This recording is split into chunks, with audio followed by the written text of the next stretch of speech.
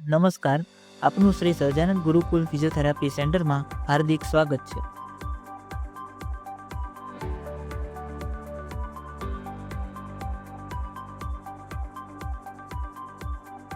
અહીં ડૉક્ટર કૃષ્ણા ગોહિલ અને ડૉક્ટર હિરલ મેઘાણી જે અનુભવી ફિઝિયોથેરાપિસ્ટ છે અને તે તમારા શ્રેષ્ઠ સારવાર માટે કાર્યરત છે. આ છે વેઇટિંગ એરિયા.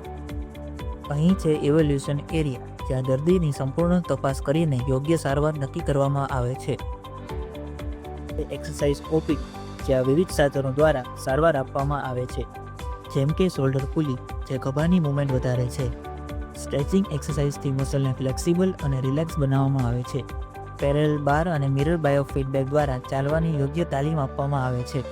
અહીં ટ્રેડમિલ અને સાયકલિંગ દ્વારા સ્ટેમિના અને ફિટનેસ વધારવામાં આવે છે. લેડર દ્વારા ખભા, હાથ અને આંગળીઓની મૂવમેન્ટ સુધારવામાં આવે છે. બેલેન્સ બોર્ડ, જે સંતુલન અને કોઓર્ડિનેશન માટે ઉપયોગી છે. આ છે સસ્પેન્શન થેરાપી.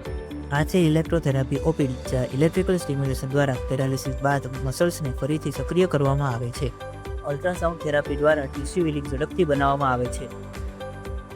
ટેન્સ થેરાપી દુખાવામાં રાહત આપે છે. શોર્ટ વેવ ડાયાથેરાપી દ્વારા ડીપ હીટિંગ થેરાપી આપવામાં આવે છે. ઇન્ટરફેરેન્શિયલ થેરાપી દ્વારા દુખાવો ઘટાડવામાં આવે છે.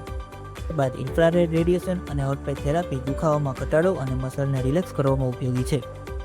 આ છે પીડિયાટ્રિક ઓપીડી, જ્યાં બાળકોના વિકાસ માટે ફિઝિયોબોલ અને વેજ પર એક્સરસાઇઝ કરાવવામાં આવે છે.